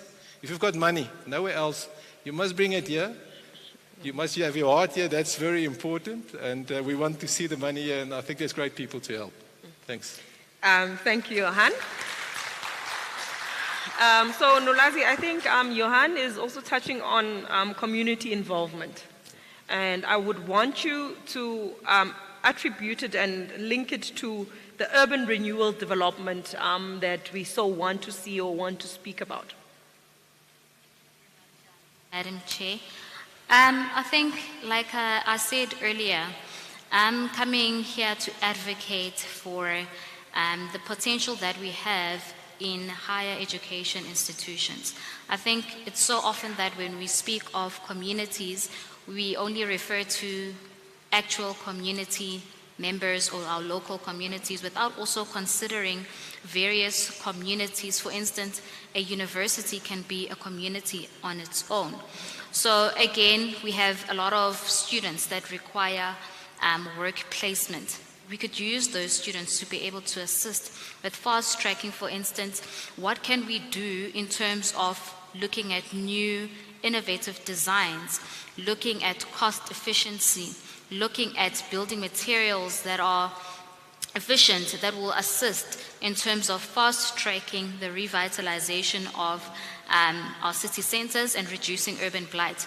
But also in the same breath, we also have staff members that are looking to get industry exposure, because for now we're in a space where even staff members are required to go into industry to make sure that whatever it is that they are delivering in the classroom is still relevant with what is happening in the sector. So I think if we bring in both staff members and students to work together with our local municipalities to make sure that it's not, again, as we've all emphasized this afternoon, we need to ensure that there are platforms that are created so that everyone can be able to start working together. I think if we're able to then do that, we'd be able to fast track the delivery of reducing urban blight within our city centers, but also to make sure that it's actually sustainable so that we are not just reducing urban blight or revitalize these buildings and then we find ourselves with no one willing to invest or no one willing to occupy those spaces. And then again, I think also in the same breath that it's good and well to involve our community members, but we also need to consider how, for instance, for myself, speaking on my own background, as Johan was emphasizing his background, I grew up in a very strict home with a father that was a policeman, and it was emphasized consequence management is very important. So I think when we speak of unlocking property development, we need to consider consequence management through the eyes of the metro. What is it that we are going to do in terms of consequence management where there are projects that are supposed to be delivered, funds that are being released to deliver certain projects, but we find that at the end of the year, at the end of the annual period, those budgets are returned, or there's a lot of issues that we can get into that I don't want to unpack for this topic, but we need to also consider new ways of introducing consequence management so that at the end of the day we're able to fast track our projects, but also at the same time find new ways to introduce risk management so that we ensure that our projects are actually delivered at the end of the day. Thank you very much. I think Valentine. Of course, the Urban Renewal Development Program speaks to the CBD nodes, that we have, and you look at the CBD, we call it our Urban Development Zone. But you go around this Bloemfontein CBD and you see so many abandoned buildings. And from a development perspective, what would be some of those advices that you can give to prospective investors in the room to say, look at your CBD, here's an abandoned building, this is what you can turn it into. How do we revitalize that node, which is our CBD node? Thank you. The easiest and the low-lying fruit is for the municipality to relax the requirement. I mean, and you're making a very good example of the CBD. We've got decaying CBD. If the development requirements are a bit relaxed, and one of the ones that is impeding quite a lot is the parking requirement in the CBD. You have a building that you can convert into a mixed-use, residential and commercial, but because it does not have, it's an old historic building, it does not have facility to provide for parking, the project dies. Or it is too expensive to create parking, and parking in that environment, it is important, but it's not critical. The other thing is there are already incentives that national government through revenue services making available for people to revitalize and regenerate the old CBDs. But to have access to that is so cumbersome and so difficult because an entrepreneur, honestly, he wants an enabled environment. If the municipality can have a vehicle together with the province where they can assist, particularly up and coming entrepreneurs and business people, to assist them in accessing those infrastructures and those facilities and those funding. Because as an individual business person who's starting out, he has an opportunity, he's seen a building, he wants to revitalize it, he wants to convert it into a mixed use, but to access those funding, it's so difficult, it's so daunting that he gives up. You know, if they can be, as a partnership, I honestly believe in partnership between private sector, between the municipality and the province, where they can set up an infrastructure where people can have access. All the people who are sitting around this room, all they want is an access. All they want is an enabling environment for them to do what they do best. Entrepreneurs, they don't want to be spoon-fed, they want an opportunity to express their abilities. Thank you. Thank you very much. Thomas, I think you mentioned earlier to say when you look at your housing demand, as long as it's not tallying with what we would supply, given that we need to create that economic development first. Looking at Mangaung as maybe a prototype, how do you think we can go about creating the industry for us to address that housing demand at the end of the day, where you have so many developers developing all these nice things, but you also have a high unemployment rate in Mangaung, where most of the people would not be able to afford any of the housing prospects that we would be able to yield or give. So how do you think we can go about to approach that? Sure, that's not that's not an easy one to answer, but let me give it a try. I think what I was alluding to earlier on, by supporting small and medium enterprises, and I know Davy Root, the economist, had a critique to the notion that small and medium enterprises can regenerate the economy.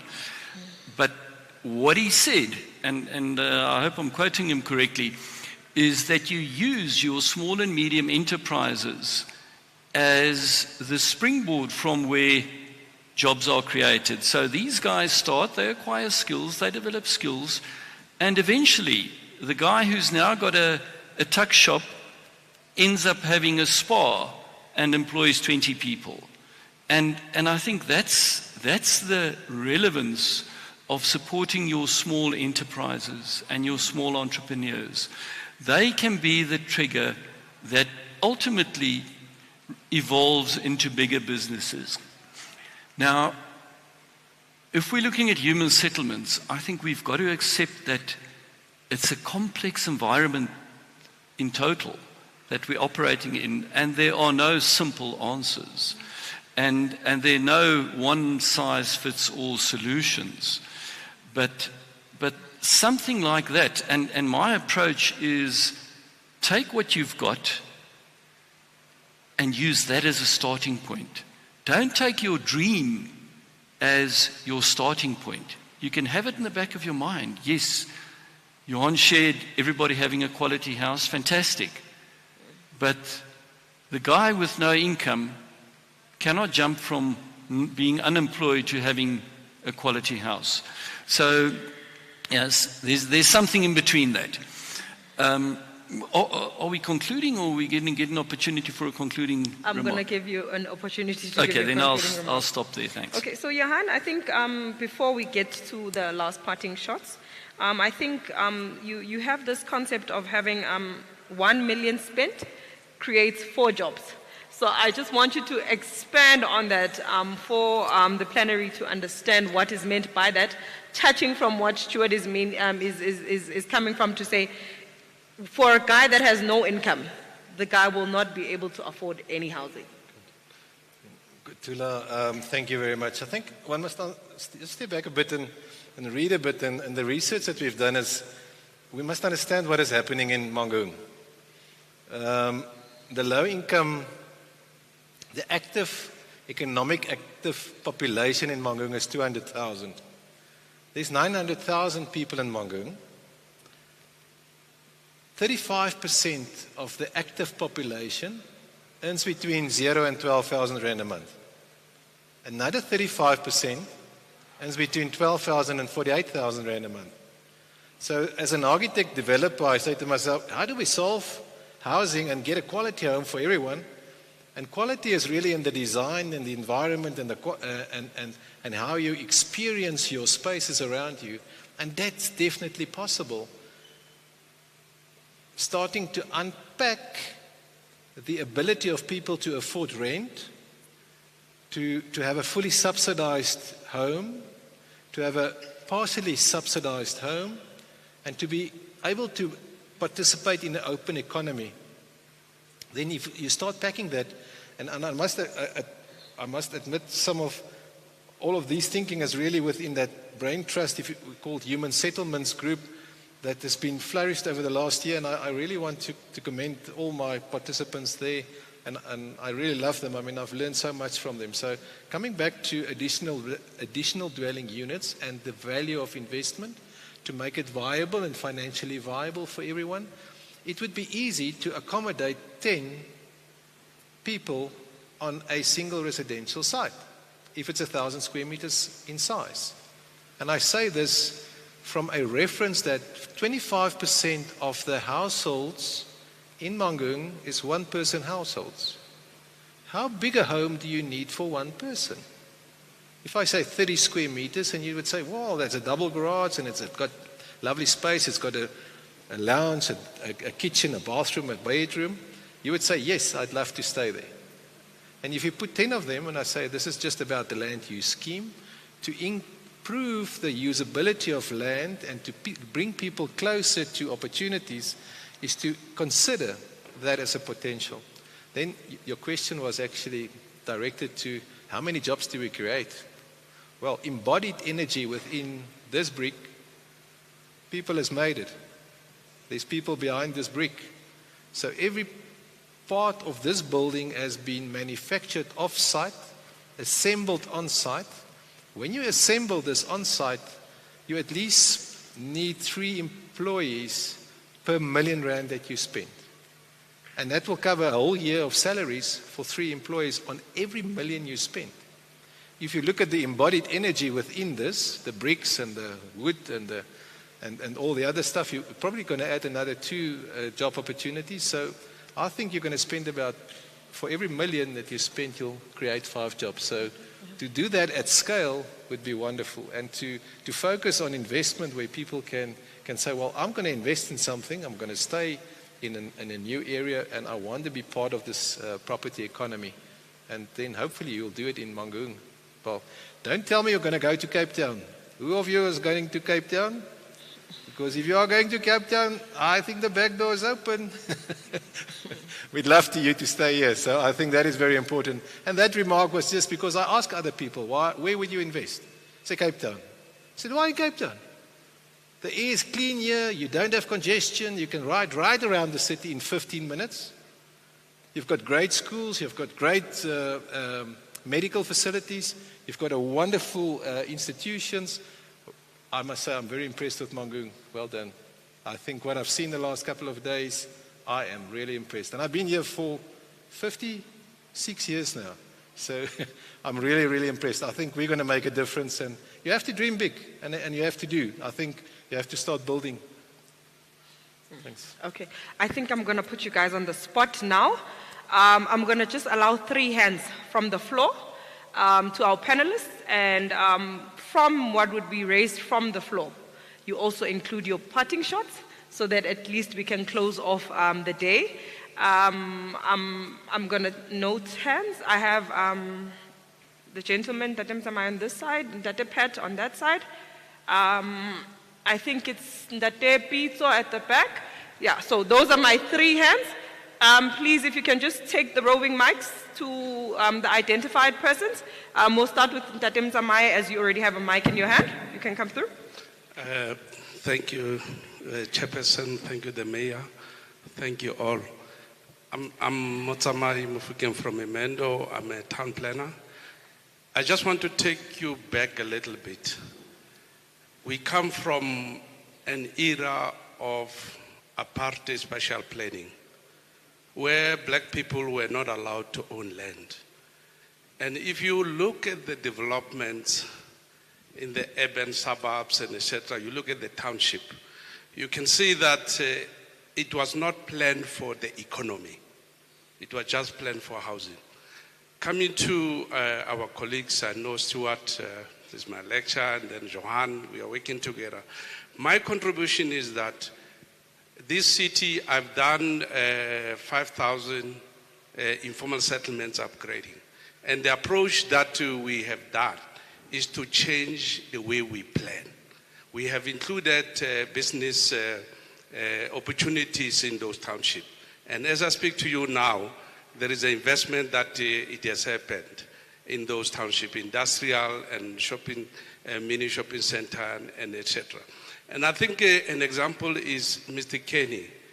He's actually doing a fantastic work of doing businesses in the township. So now my contribution is that as a metro, you need to safeguard to plan for human settlements or for housing only, saying this is the informal settlements and then people are looking for houses. No, through time, people graduate.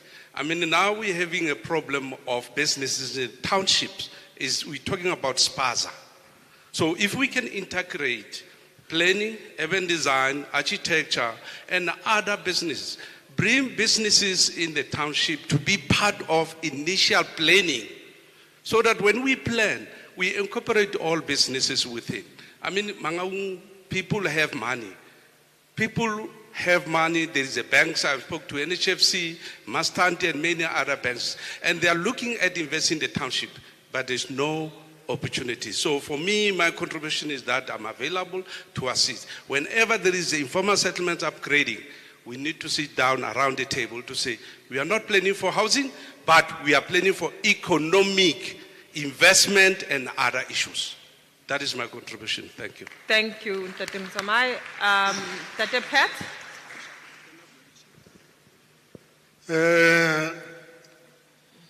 My contribution may not be necessarily a question, but a comment to say unlocking property development.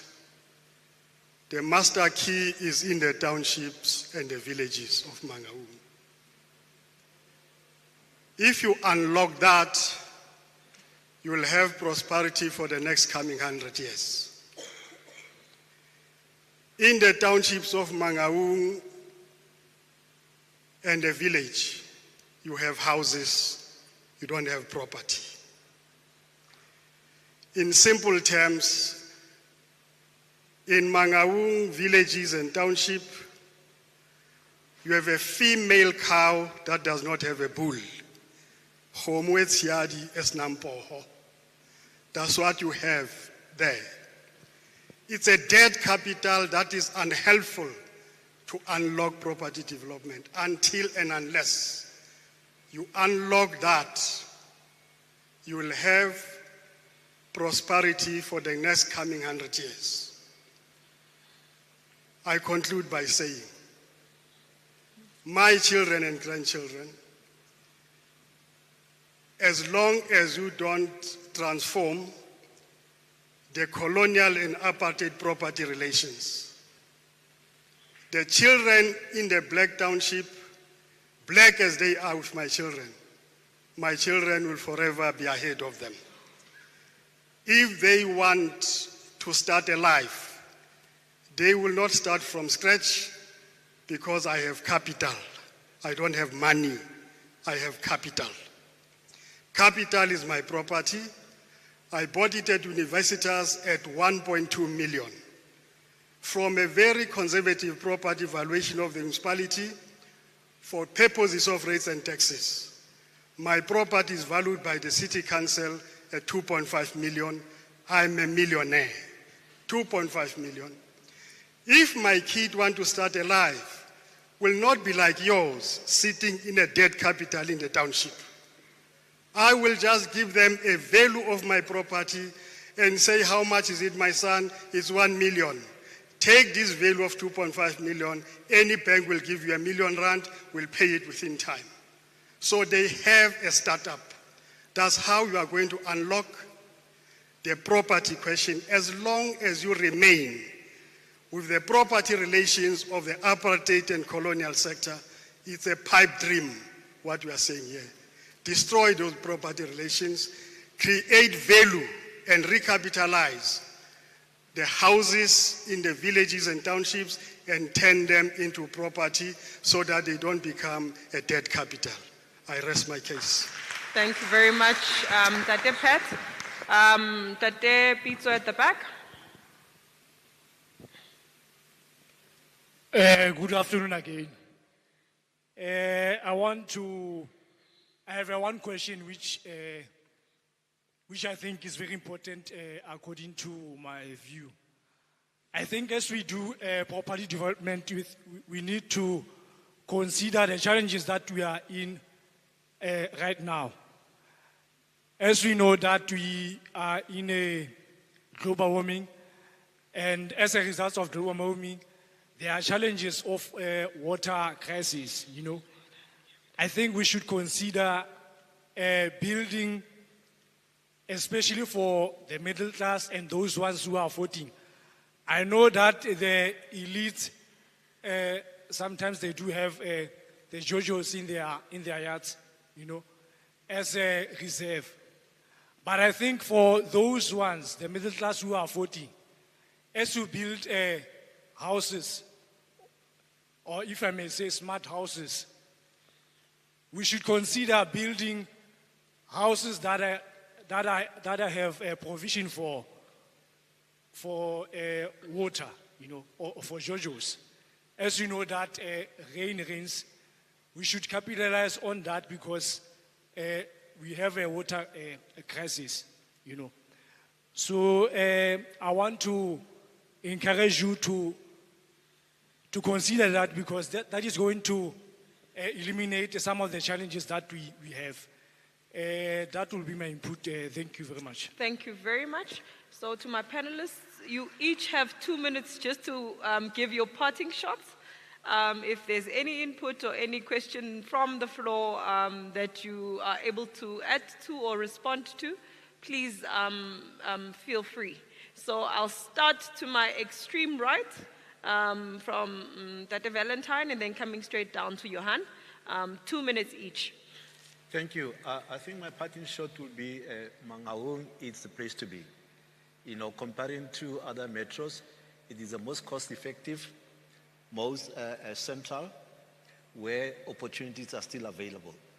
You know, if you put your head down and you concentrate and you put your efforts, you'll be successful in property development and acquiring property in Mangaung. Thank you very much. Thank you, Madam Chair. I think for me, my parting remarks would be to also concur with Dr. Valentine to say, you know, I've had the luxury of living in a small town in Newcastle, the luxury of living in a coastal area in Durban, in Johannesburg, and then Bloemfontein. And I must say, Bloemfontein really does have that peace of mind, which other metros and other cities might not have. So let's use that to our advantage to attract more developers into our city and our metro. And then again, to just emphasize the need for us to collaborate and create platforms for us to be able to work together as higher education institutions, to work together with our government. I think I must say, in the few years that I've been HOD, I've seen the visibility of our government working together. So there is that appetite and opportunity for us to work together. Last year we had the Free State Research Summit that was hosted at CUT. We also had the 4th masterclass that was hosted by the Institute of Human Settlements and Housing Practitioners On Monday, we are having DPWI launching the student chapter on campus. So just to say thank you, and let us continue to work together so that we can ensure that our metro is successful, and let's leverage on those opportunities that we have. Thank you. Thank you, Stuart. Okay, thank you.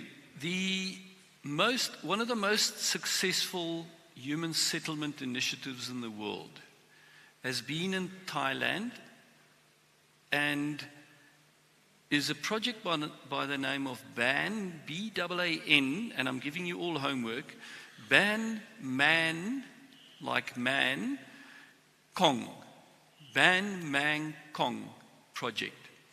And one of the secrets to the BAN Mangaung project was collaboration between and academia, government, the private sector, and communities.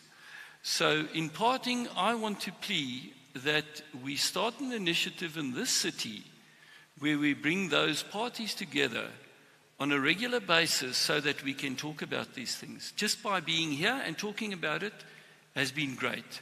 But we need to continue, not just continue with hoping the investments are going to come in, but continue the discussion, because these discussions can feed into policy, can feed into implementation. Thank you. Thank you very much, Johan. Thank you very much for having us, Naptula. I really appreciate, as an architect, but you have to have a great dream and something that you believe in. And to make sure that all our families are staying in a wonderful place. I think we have got the work to do. We've got so much work to do to change Uncle Pat, to change the local economies to places where people would love to be. If your child can run in the street, what time of day or night, if it is safe, if it's clean, there's economic development in townships. I think there's great opportunity there, especially for the profession. There's something like 11,500 architectural practitioners in South Africa. 4,500 architects. So you have just to find an architect with a passion for the people, place them there, get him to help design what can happen, get the money behind it. I think from the best practice that we've learned from the 4th masterclass, and there's a 5th masterclass, there's money, guys. There's really a lot of money available. I mean, Tough is here. They say they want to put a lot of money into the CBD. Where's the projects? Just bring the projects. I think, but having, again, just I think on my colleagues here as well, thank you again. Thanks for having us. To collaborate, it comes from teamwork, and that team will make the dream work. Thank you so much. Thank you very much to all my panelists. And thank you very much to all of you. You have been an amazing audience. I think we are wrapping up day 1 of this investment summit. It's our first inaugural summit. And I'm going to ask my MMC to come up so that we can conclude this day. I think we would like to release all the panelists. Thank you very much for availing yourselves. Thank you for the insightful discussions. And thank you to all of you for allowing me to be your program director and moderator for these 2 panels. Do have a great day further. Thanks. Thank you. Thank you. Thank you very much. Thank you. Thanks. Thank you.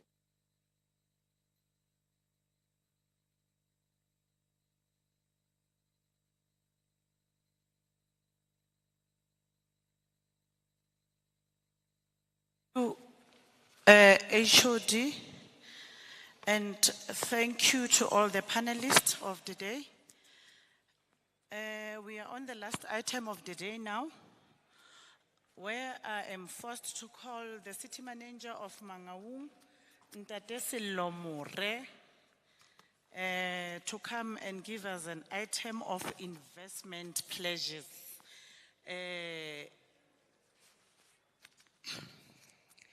This is the moment that we have all been waiting for as the city, where investors are going to invest into the city, where investors now are going to change the lives of the poorest, where investors are going to groom young up and coming business people. City manager, let's make money for the citizens of Mangaung. Thank you.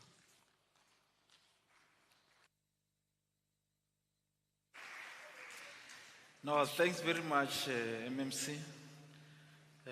This is the main reason why we are here, the pledges.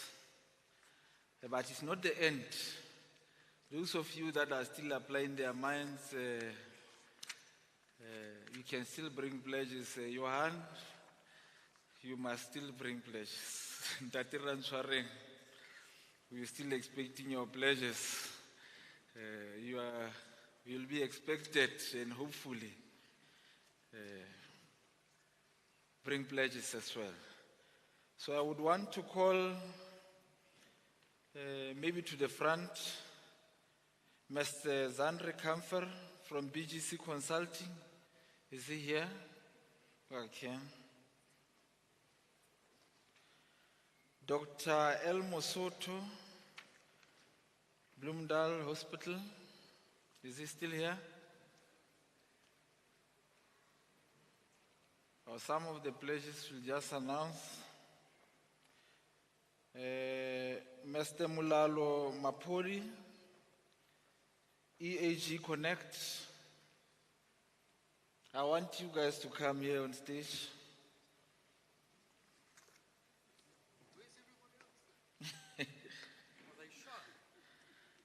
TD Prop, I don't know who is representing them. Nashua, I don't know who's representing Nashua.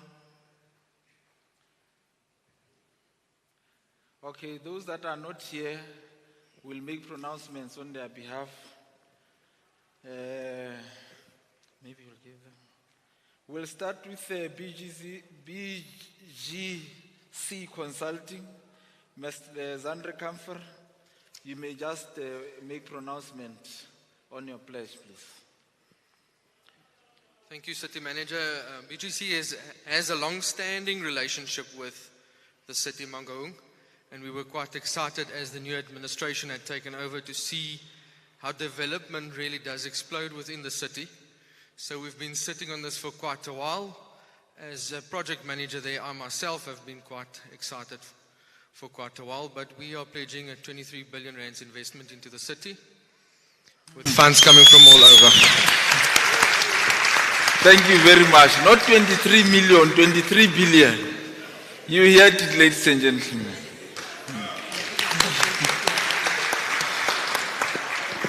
Dr. Musoto. Oh, where are you from? Oh, KAG Connect, you'll introduce yourself.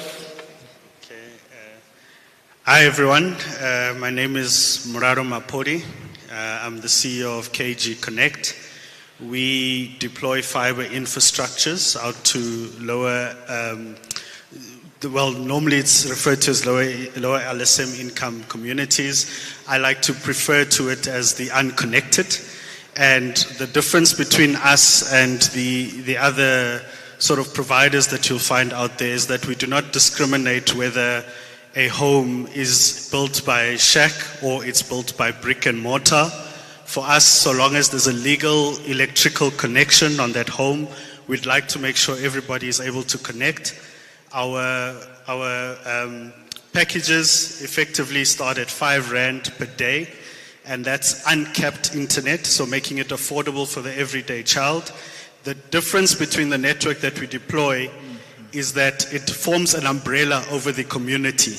So effectively with that 5 Rand that you've spent for that day, everywhere you go in that community, you're able to connect from your phone. So your phone picks up from every house that you walk past.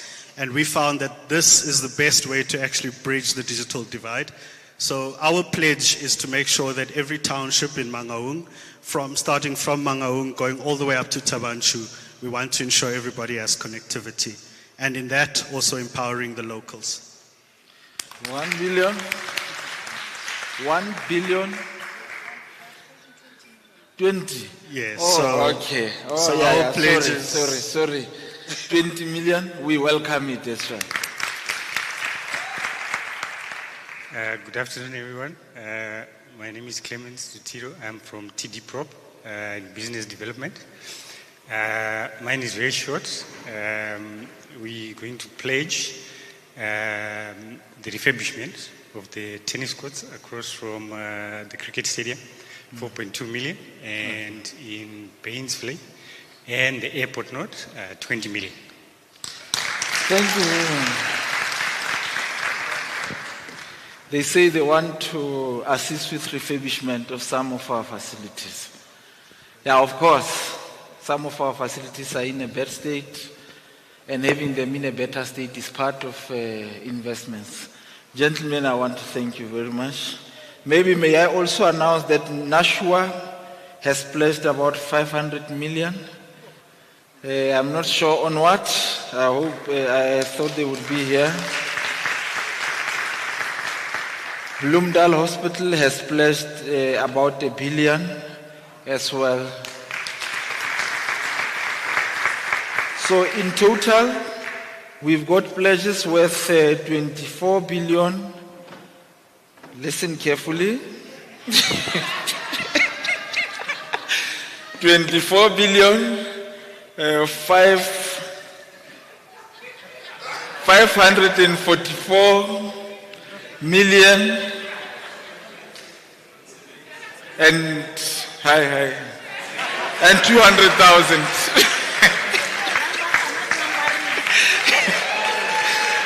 It's 24 billion, 544 million, and 200,000.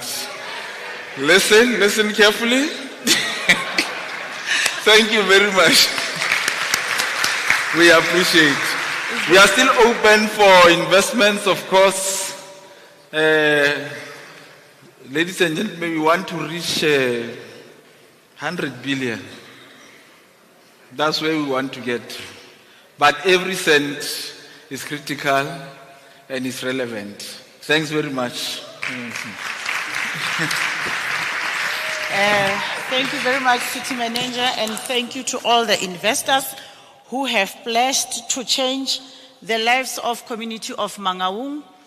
As the program director of today, let me take this opportunity to thank you for being the best summit attendees. Your maximum discipline doesn't go unnoticed.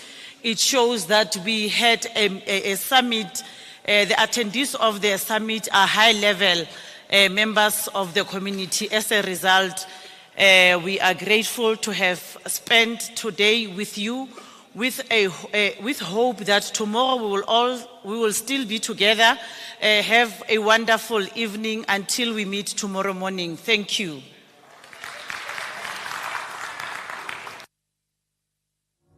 A city of growth and innovation. Bloemfontein, the city of roses. Pereng